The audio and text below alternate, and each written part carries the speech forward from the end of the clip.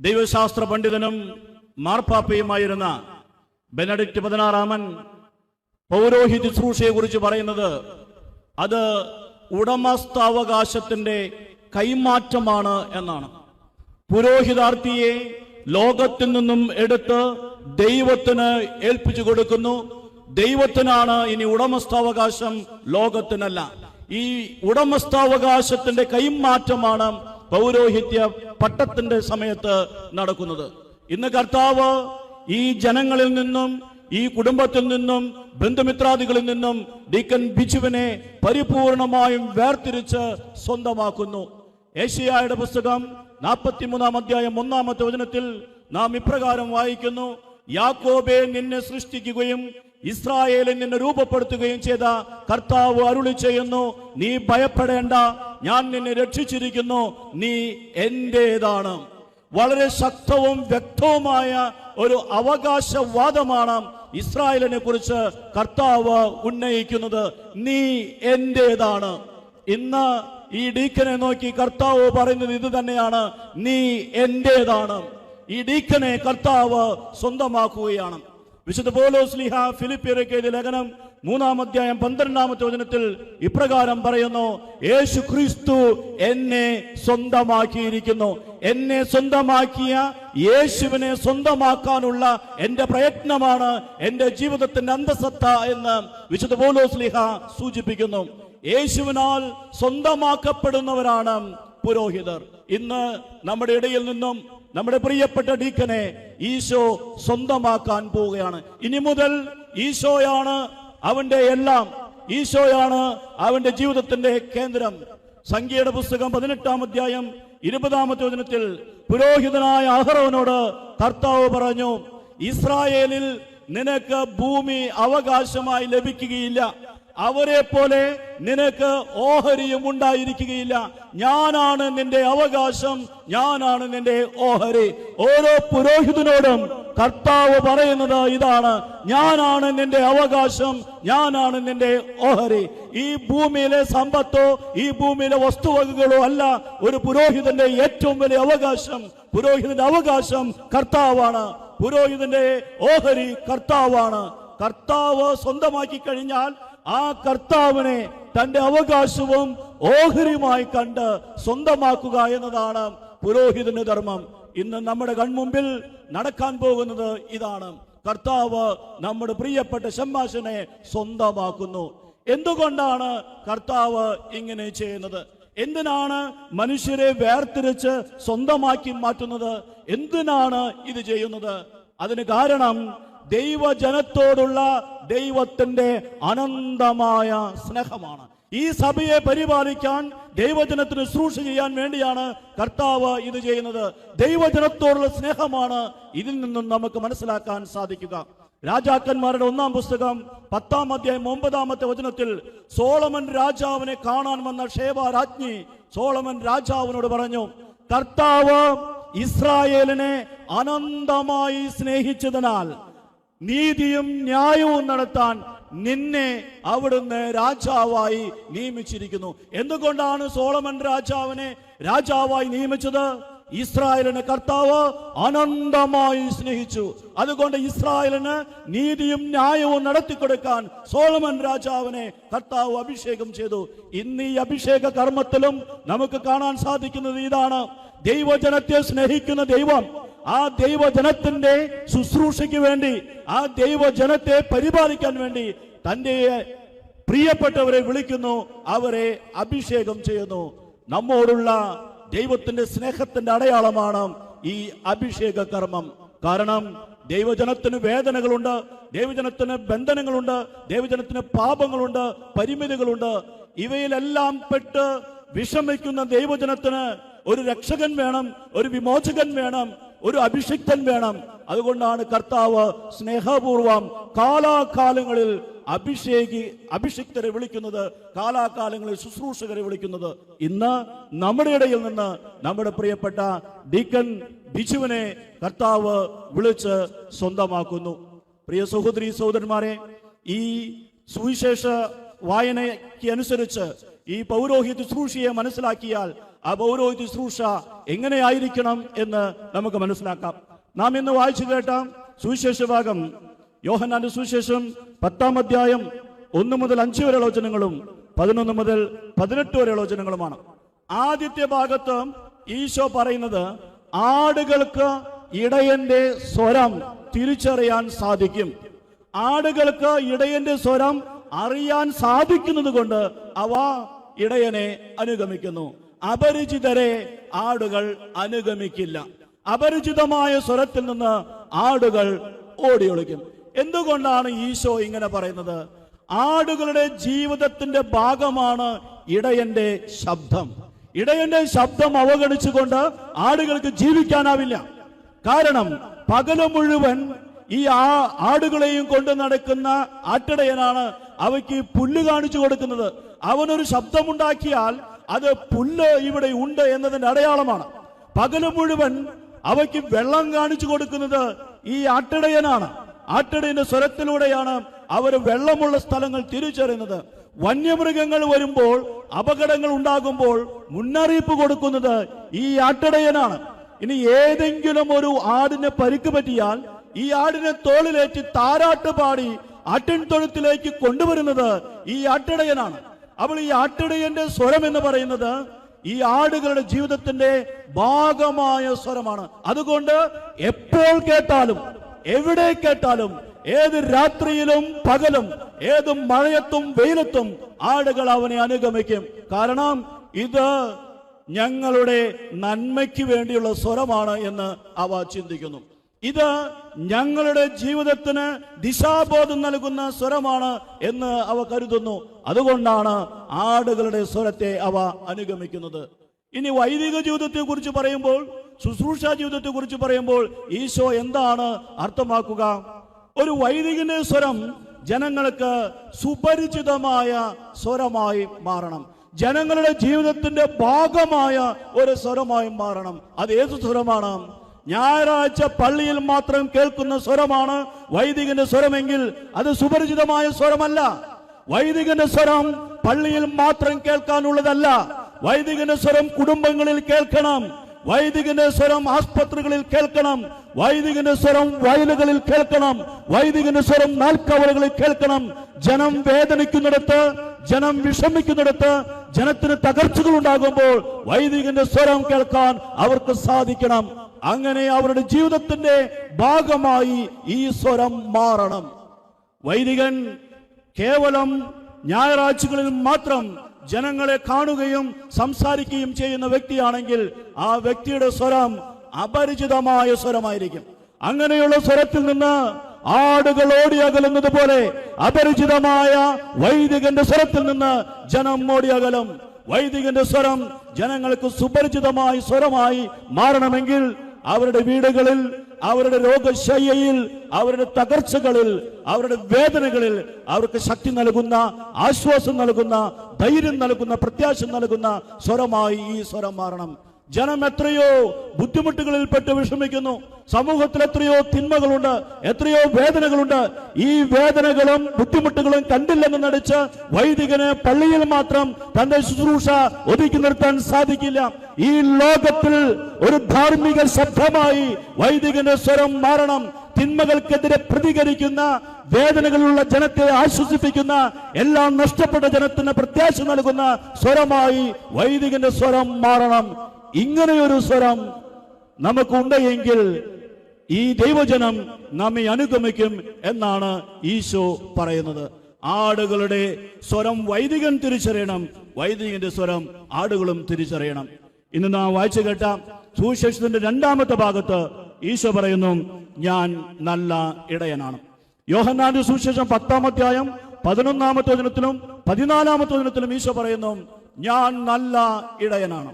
നല്ല ഇടയന്റെ ചിത്രം നമുക്ക് ഏവർക്കും പ്രിയപ്പെട്ടതാണ്. ഈശോ നമ്മെ പരിപാലിക്കുന്നത് പോലെ നമ്മളും മറ്റുള്ളവരെ പരിപാലിക്കണമെന്ന് വൈദികർ ചിന്തിക്കുന്നു. ഈശോ ആടുകളെ പരിപാലിക്കുന്നത് പോലെ നമ്മെയും പരിപാലിക്കുന്നുവെന്ന് ജനം ചിന്തിക്കുന്നു. അങ്ങനെ എല്ലാ അർത്ഥത്തിലും ഈ ആട്ടിടയന്റെ ചിത്രം, നല്ല ഇടയന്റെ ചിത്രം നമുക്ക് ഏവർക്കും പ്രിയപ്പെട്ടതാണ്. ഈശോ പറയുന്നു, ഞാൻ നല്ല ഇടയനാണ്.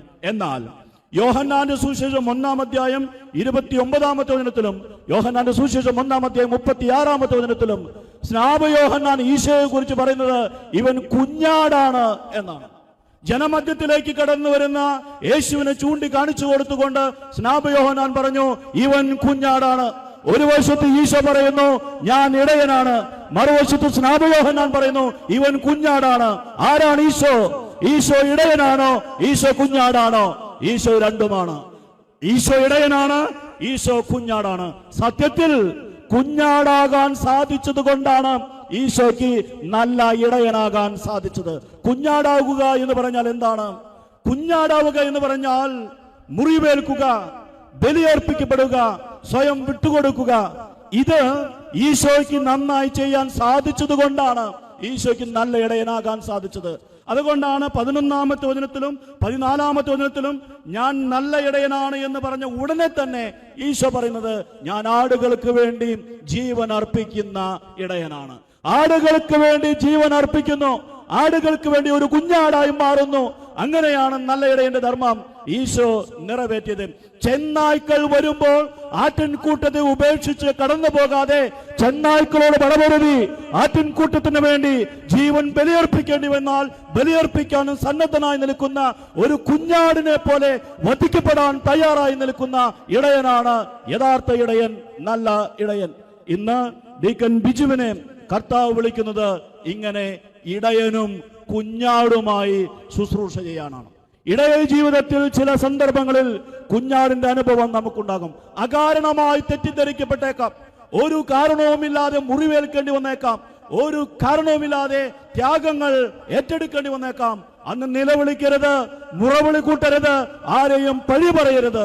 നമ്മുടെ ഇടയ ജീവിതത്തിന്റെ ഭാഗം തന്നെയാണ് അത്. ചിലപ്പോൾ കുഞ്ഞാടിന്റെ സ്ഥാനത്ത് നമ്മൾ നമ്മെ തന്നെ കാണേണ്ടി വരും, ചിലപ്പോൾ ഇടയന്റെ സ്ഥാനത്ത് നമ്മെ തന്നെ നമ്മൾ കാണേണ്ടി വരും. എന്നും വടിയുമെടുത്ത് ആട്ടിൻകൂട്ടത്തെ നയിക്കുന്ന ഇടയന്റെ സ്വപ്നം മാത്രം മനസ്സിലുണ്ടായാൽ പോരാ, മറിച്ച് വിറക് കെട്ടിന് മുകളിൽ കൈകാലുകൾ ബന്ധിക്കപ്പെട്ട് കിടക്കുന്ന കുഞ്ഞാടിന്റെ ചിത്രം കൂടി ഒരു വൈദികൻ തന്റെ മനസ്സിൽ നിരന്തരം കാത്തു സൂക്ഷിക്കേണ്ടതാണ്. നമ്മുടെ സഭയിൽ ഇതുപോലെ കുഞ്ഞാടും ഇടയനുമായി വളരെ ശ്രേഷ്ഠമായ രീതിയിൽ ഇടയ ശുശ്രൂഷ ചെയ്ത അനേകം മഹാന്മാരായ വിശുദ്ധരും രക്തസാക്ഷികളുമുണ്ട്. അവരിൽ ഒരുവനാണ് എൽ സാൽവദോർ എന്ന രാജ്യത്ത് ആർച്ച് ബിഷപ്പായി ശുശ്രൂഷ ചെയ്തിരുന്ന ഓസ്കാർ റൊമേറോ എന്ന് പറയുന്ന ആർച്ച് ബിഷപ്പ്. അദ്ദേഹം 1977 എൽ സാൽവദോർ എന്ന രാജ്യത്തിലെ സാൻ സാൽവദോർ അതിരൂപതയിൽ ആർച്ച് ബിഷപ്പായി.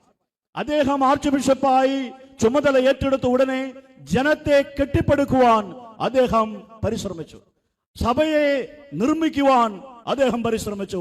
അപ്പോഴാണ് അദ്ദേഹം തിന്മകളോട് ഏറ്റുമുട്ടേണ്ടി വന്നത്. ജനം മുഴുവൻ മദ്യത്തിന്റെയും മയക്കമരുന്നിന്റെയും അടിമത്തത്തിലായിരുന്നു. ഒരുപാട് ജനങ്ങൾ ദാരിദ്ര്യത്താൽ വലയുന്നവരായിരുന്നു. അധികാരികൾ അവരെ ചൂഷണം ചെയ്തിരുന്നു. അവരെ ചൂഷണം ചെയ്ത് അവരെ ദാരിദ്ര്യത്തിൽ തന്നെ ഒതുക്കി നിർത്തി അവരെ മദ്യത്തിനും മയക്കമരുന്നിനും അടിമകളാക്കി അധികാരവർഗം അവർ ചൂഷണം ചെയ്തു. അതുകൊണ്ട് ഓസ്കാർ റൊമേറോ എന്ന ആർച്ച് ബിഷപ്പ് അധികാരികൾക്കെതിരെ സംസാരിക്കാൻ തുടങ്ങി. അദ്ദേഹം മയക്കമരുന്നിനെതിരെ സംസാരിച്ചു. അങ്ങനെ മാഫിയകൾ അദ്ദേഹത്തിനെതിരായി, ഭരണകൂടങ്ങൾ അദ്ദേഹത്തിനെതിരായി, സമ്പന്നർ അദ്ദേഹത്തിനെതിരായി. കുറച്ച് നാളുകൾക്ക് ശേഷം അദ്ദേഹത്തിന് ഭീഷണി കത്തുകൾ ലഭിക്കാൻ തുടങ്ങി. ഇനി ഇങ്ങനെ സംസാരിച്ചാൽ നിങ്ങളെ ഞങ്ങൾ കൊന്നുകളയുമെന്ന് അവർ ഭയപ്പെടുത്തി. പക്ഷേ ഓസ്കാർ റൊമേറോ ഭയപ്പെട്ടില്ല. അദ്ദേഹത്തിന് അറിയാമായിരുന്നു ജനത്തിന് വേണ്ടി നിലകൊണ്ടാൽ മുറിവേൽക്കുമെന്ന്. അദ്ദേഹത്തിന് അറിയാമായിരുന്നു ജനത്തിന് വേണ്ടി നിലകൊണ്ടാൽ സഹിക്കേണ്ടി വരുമെന്ന്. എന്നാൽ സഹിക്കാൻ അദ്ദേഹം തയ്യാറായിരുന്നു. കാരണം ഒരു നല്ല ഇടയനാകണമെങ്കിൽ കുഞ്ഞാടും ആകണം എന്ന ബോധ്യം അദ്ദേഹത്തിനുണ്ടായിരുന്നു. അദ്ദേഹം ആരെയും ഭയപ്പെടാതെ തന്റെ ജനത്തെ ദാരിദ്ര്യത്തിൽ നിന്നും ചൂഷണത്തിൽ നിന്നും മാഫിയകളിൽ നിന്ന് രക്ഷിക്കാൻ വേണ്ടി നിരന്തരം സുവിശേഷ പ്രസംഗം ആരംഭിച്ചു. അങ്ങനെ 1980 മാർച്ച് 24 വിശുദ്ധ കുർബാന അർപ്പിക്കുമ്പോൾ തന്നെ ശത്രുക്കളുടെ വെടിയേറ്റ് അദ്ദേഹം മരിച്ചു. ബലിവേദിയിൽ കുഞ്ഞാടായി അദ്ദേഹം മരിച്ചു വീണു. കാരണം അദ്ദേഹം ഒരു നല്ല ഇടയനായിരുന്നു. കുഞ്ഞാടായി സ്വന്തം ജനത്തിന്റെ മുമ്പിൽ ബലിവേദിയിൽ മരിച്ചു വീണ് അദ്ദേഹത്തിന്റെ ഇടയധർമ്മം നിറവേറ്റി. 2018 ഫ്രാൻസിസ് മാർപ്പാപ്പ അദ്ദേഹത്തെ വിശുദ്ധനായി പ്രഖ്യാപിച്ചു. ഇന്ന് കത്തോലിക്ക സഭയിലെ വണങ്ങപ്പെടുന്ന വിശുദ്ധരിൽ ഒരുവനാണ് ഓസ്കാർ റൊമേറോ എന്ന് പറയുന്ന ആർച്ച് ബിഷപ്പ്. നല്ല ഇടയൻ. കാരണം കുഞ്ഞാടായിക്കൊണ്ടാണ് തന്റെ ഇടയ ജീവിതം അദ്ദേഹം പൂർത്തിയാക്കിയത്. അപ്പോൾ ഇന്ന് നമ്മുടെ പ്രിയപ്പെട്ട ഡീക്കൻ ബിജുവിനെ കർത്താവ് സ്വന്തമാക്കുന്നത് കുഞ്ഞാടാകുവാനും ഇടയനാകാനും വേണ്ടിയാണ്. ഇടയ ജീവിതത്തിന്റെ ഒഴിച്ചുകൂടാനാവാത്തൊരു ഭാഗമാണിത്. വേദനകളും ബുദ്ധിമുട്ടുകളും എല്ലാം ഉണ്ടായേക്കാം. കുഞ്ഞാടിന്റെ സ്ഥാനത്ത് നിൽക്കേണ്ടി വന്നേക്കാം. അതിനാൽ നാം എല്ലാവരും ഈ ഡീക്കന് വേണ്ടി ഇന്ന് പ്രത്യേകം പ്രാർത്ഥിക്കണം. നമുക്കറിയാവുന്ന എല്ലാ വൈദികർക്കും വേണ്ടി പ്രാർത്ഥിക്കണം. പൗരോഹിത്യം നമ്മുടെ നന്മയാണ്. പൗരോഹിത്യം നമ്മുടെ അനുഗ്രഹമാണ്. പ്രിയ സഹോദരി സഹോദരന്മാരെ, നിങ്ങൾ ചിലപ്പോഴെങ്കിലും കേട്ടിട്ടുണ്ടാകും ചിലരൊക്കെ പറയുന്നത്, എനിക്ക് ദൈവത്തെ ഇഷ്ടമാണ്, പക്ഷെ സഭ വേണമെന്നില്ല. എനിക്ക് ദൈവത്തെ ഇഷ്ടമാണ്, പക്ഷെ സഭയിലെ ശുശ്രൂഷകർ വേണ്ട. പ്രിയപ്പെട്ടവരെ, ദൈവത്തെ ആവശ്യമുണ്ടെങ്കിൽ സഭയും ആവശ്യമുണ്ട്. ക്രിസ്തുവിനെ എനിക്കിഷ്ടമാണ്, എന്നാൽ സഭയെ എനിക്കിഷ്ടമില്ല എന്ന് എങ്ങനെ നമുക്ക് പറയാൻ സാധിക്കും? ക്രിസ്തുവിനെ ഇഷ്ടമാണെങ്കിൽ സഭയെയും നാം ഇഷ്ടപ്പെടണം. കാരണം ക്രിസ്തുവിന്റെ ശരീരമാണ് സഭ. സഭയെ ഇഷ്ടമാണെങ്കിൽ വിശുദ്ധ കുർബാനയെ നമ്മൾ സ്നേഹിക്കണം. കാരണം വിശുദ്ധ കുർബാനയിലൂടെയാണ് സഭ നിലനിൽക്കുന്നത്. വിശുദ്ധ കുർബാനയെ നമ്മൾ സ്നേഹിക്കുന്നുവെങ്കിൽ പുരോഹിതരെ നമ്മൾ സ്നേഹിക്കണം, പൗരോഹിത്യത്തെ നമ്മൾ സ്നേഹിക്കണം. കാരണം പുരോഹിതരാണ് വിശുദ്ധ കുർബാന അർപ്പിക്കുന്നത്. ഈ വിശുദ്ധ കുർബാനയിലൂടെ നമ്മുടെ സഭ വളരണമെങ്കിൽ, ഈ സഭ ഈ ലോകത്തിൽ സാക്ഷിയായി നിലനിൽക്കണമെങ്കിൽ വൈദികർ ഉണ്ടായിരിക്കണം, പൗരോഹിത്യം ഉണ്ടാകണം. അതുകൊണ്ട് എനിക്ക് ദൈവം മതി, ക്രിസ്തു മതി, സഭ വേണ്ട, പൗരോഹിത്യം വേണ്ട എന്ന് പറയുന്നവരുടെ തെറ്റിദ്ധാരണാജനകമായ ആശയങ്ങളിൽ നിങ്ങൾ പെട്ടുപോകരുത്.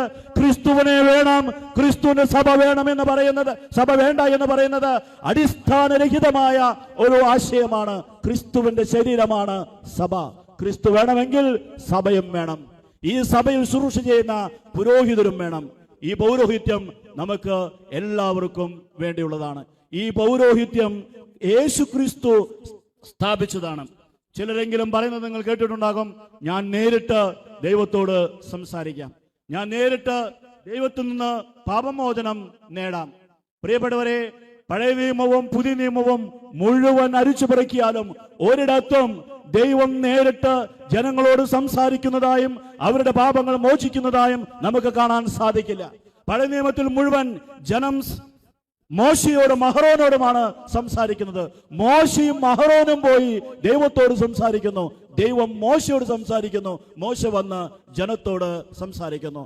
സംഖ്യയുടെ പുസ്തകം 14-ാം അധ്യായം 20-ാമത്തെ വചനത്തിൽ ദൈവജനം പാപം ചെയ്ത് അവർ പശ്ചാത്തപിച്ച് മോശയുടെ അടുത്ത് പോയപ്പോൾ മോശ കർത്താവിന്റെ പക്കലേക്ക് പോയി ജനത്തിന് വേണ്ടി പാപങ്ങൾക്ക് മാപ്പപേക്ഷിച്ചു.